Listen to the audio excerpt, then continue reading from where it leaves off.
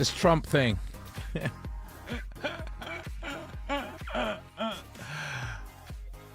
So I told y'all, right? Did I have this conversation with this audience about Trump going public? That was me, right? Yeah. That was me on this station, right? On this station. On Monday, right? On Monday. Then I talked about it, right? Mm-hmm. What did I say? I wasn't a financial advisor. This is not investment advice. But I can pretty much tell you that this thing is going to go pretty big at the outset, right? I kind of said that here. And like I said, I don't have a Series 7. Didn't sit for any kind of Wall Street trading courses. Just more the reason why you should listen to the Shelley Winter Show. Trump's media company is valued at $8 billion after a surge on the first day.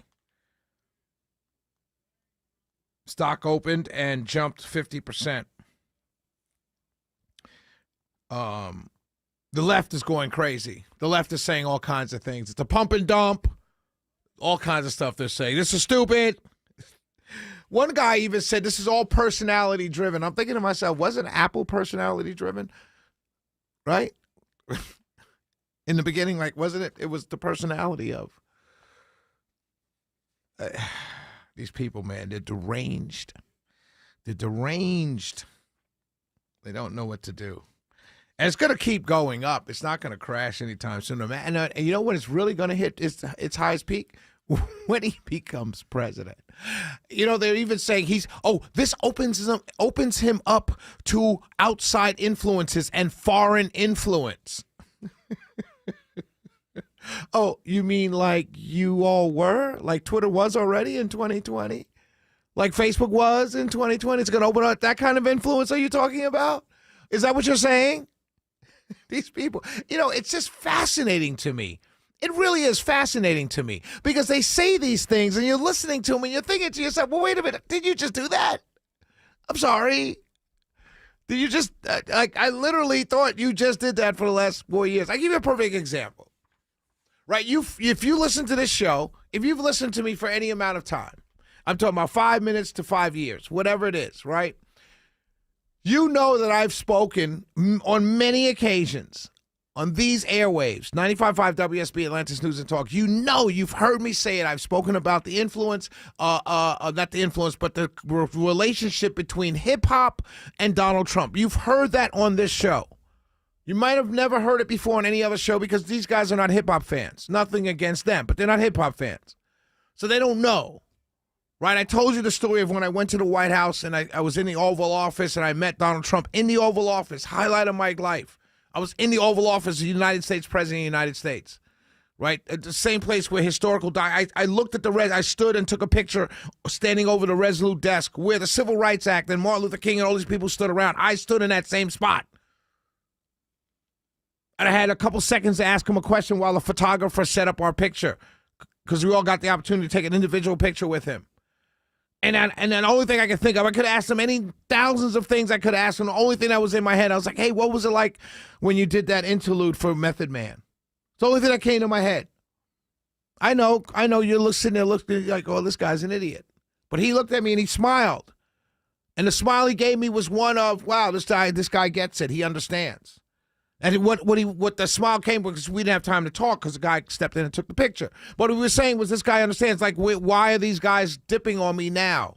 They were there then, now they're not there. But anyway, my point is that there's a relationship between Trump and the hip-hop community. So for years, you've heard me talk about that. For years, you've heard me say it. Now, but the media would never show a picture of Jay-Z and Donald Trump, of Puff Daddy and Donald Trump, of Method Man and Donald Trump, of Jesse Jackson and Donald Trump, of Al Sharpton and Donald Trump. You would see them come across on Facebook and Twitter, but those are posted by Republicans, by conservatives. But the mainstream media never. NBC News never. CBS News never. CNN never. It was like they just buried the history and the relationships of these people with Donald Trump. Then Diddy's homes get raided. Diddy's called a rapist. Puff Daddy, oh, he's a bad guy. Guess what starts popping up this morning all over the internet? Guess what? Pictures of P. Diddy and Donald Trump all over the internet. But you buried it for 5 years, 16, 17, 18, 19, 20, 21, 2022, 2023. You buried it. You didn't release it. You didn't say anything about it. Then all of a sudden, Puff Daddy gets in trouble, and all of a sudden it's everywhere. Look at Puffy, the rapist, and Donald Trump. It's a sickness, ladies and gentlemen. It's an absolute positive sickness. And if you could hate Donald Trump, you listen to me now. I know there's a lot of you that hate Donald Trump that listen to me every night. You can hate him if you will. But at this point, what I just told you has to indicate to you that there's something far more nefarious going on in this country. I don't care how much you hate the guy, but you've got to admit to yourself, dag, Shell, you're kind of right.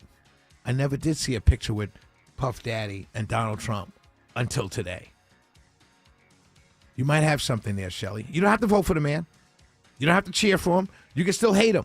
But you've got to admit to yourself that there's something nefarious going on. Not with Puffy, with the fact that they're releasing these pictures now. All of a sudden, you're supposed to tie Puff Daddy and Donald Trump. But last week, you weren't supposed to tie Puff Daddy and Donald Trump. Shelley.